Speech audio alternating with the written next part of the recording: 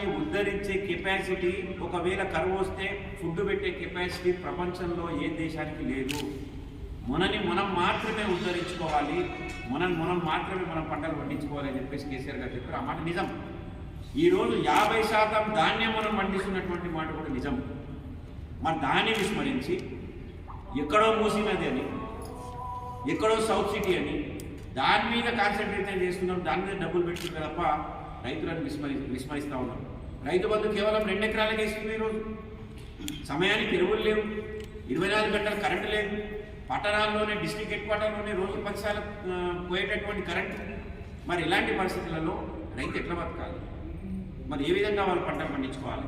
ఈరోజు మనం జూన్ చివరి మాసంలో ఉన్నాం. ఒక పక్క వర్షాలు లేవు, ఒక పక్క కరెంట్ ఇబ్బంది, మళ్ళీ పైనుంచి భూమి శిస్తేస్తామంటాం. రైతు ఈరోజు ఒకసారి ముఖ్యమంత్రి గారు పోయేమో మేము మీటర్లు పెట్టామంటాం, మోటార్లకు మీటర్లు పెట్టామంటాం. మరి అదేవిధంగా వీళ్ళ మంత్రివర్గం నుంచి బయటకు వచ్చి వీళ్ళు ఏం మాట్లాడుతున్నారు? భూమికి మేము శిస్తేస్తాం, అయితేనే రైతు అనేటువంటిది భూమి గ్యారంటీ ఉంటుందని చెప్పేసి.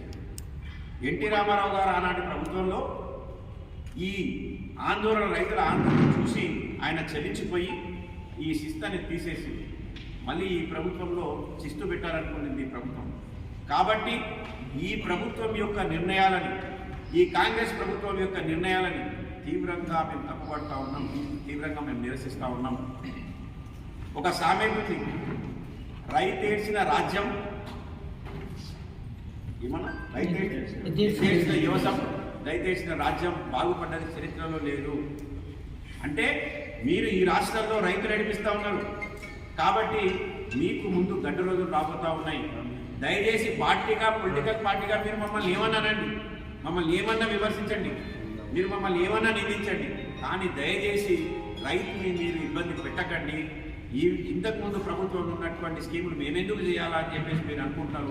కావాలంటే మీరు స్కీములు ఏమన్నా పెట్టుకొని పేరు, కానీ రైతు బంధు మీరు నిండుగా ఇవ్వండి, సమయానికి మీరు ఎరువులు ఇవ్వండి, సమయానికి కరెంట్ ఇవ్వండి, శిస్తులు పెట్టి పెట్టద్దని చెప్పేసి మేము కేసీఆర్ గారి తరఫున మన రేవంత్ రెడ్డి గారికి మేము డిమాండ్ చేస్తూ ఉన్నాం.